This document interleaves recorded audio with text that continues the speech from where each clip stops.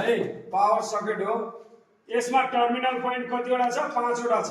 5 यो स्विचमा 2टा सकेटमा 3 वटा छ है 3टा मध्ये यो मास्लो चाहिँ अर्थिङ लाग्छ है अर्थिङको पोइन्ट जोडिन्छ यसमा केही पनि जोडिदैन र यतापटिको जुन पोइन्ट छ ई लेखेको यसमा तपाईको यहाँ लेखेको छ यो यहाँ लेखेकोमा जहिले पनि तपाईले के जोड्नु पर्यो न्यूट्रल है अनि फेज हामीले कहाँ दिने भनेका छौं जहिले पनि स्विचको तल्लो पोइन्टमा इनपुट त्यसपछि फेज मास्लो पोइन्टमा गएर कहाँ हुन्छ यो 5 पिनको 3 पिनको यो तल छ नि यसमा लाग्नु पर्यो फेज लाग्नु पर्यो है त्यसपछि मात्रै यो स्विच अन गर्दा चल्छ पुश गर्नु है कनेक्सन गर्दा यो मैले सबभन्दा पहिला इनपुट जोड्नु पर्यो के हैन इनपुटको फेज लिएको छु रातै तार छ नि हेर्नु त रातो तार यसलाई हामीले कहाँ जोड्ने भयो इनपुटको मतलब फेज इनपुट फेजमा रातो तार स्विचको तल्लो भागमा है तल्लो भाग भने कुन चाहिँ हो हाम्रो यो तल्लो भाग हैन यो तल्लो भागमा यसलाई खोलौँ ल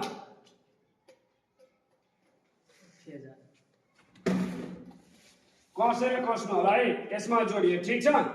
है अब बाँकी रहेको न्यूट्रल जोड्नु है न्यूट्रल कहाँ जोड्नु हुन्छ अलरेडी न्यूट्रल छँदैछ त्यहाँ लेखेको हैन नलेख्या भए पनि 5 पिनको अर्को पोइन्टमा न्यूट्रल जोड्ने यो पनि कस है ठीक छ नि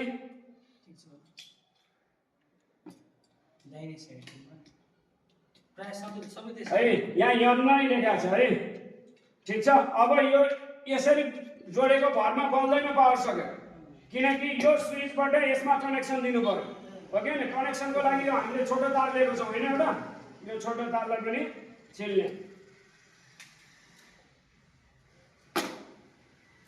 छिलेर यसरी बटारेर यस्तो गरेर मात्रै गर्नु होला है किनकि पछि हल्लिने डर नहोस् है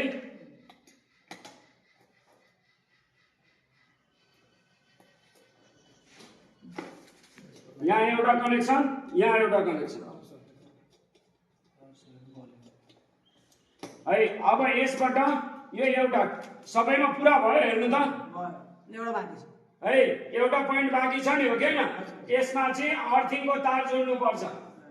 जुन ग्राउन्डिङ भन्छ अर्थिङको तार ल्याएर जोड्नु पर्छ त्यो हरियो कलरको तार हुन्छ हामीसँग त्यो तार नभएको हुनाले हामीले जोडेनौं है ठीक छ यहाँ अर्थिङको तार जोड्ने है अब हामीले गर्न सक्छौं यसरी पावर सकेट जोड्नलाई अब यो दुईटा तार हामी के गर्छौं इनपुटको तार हो न्यूट्रल र फेज ठीक छ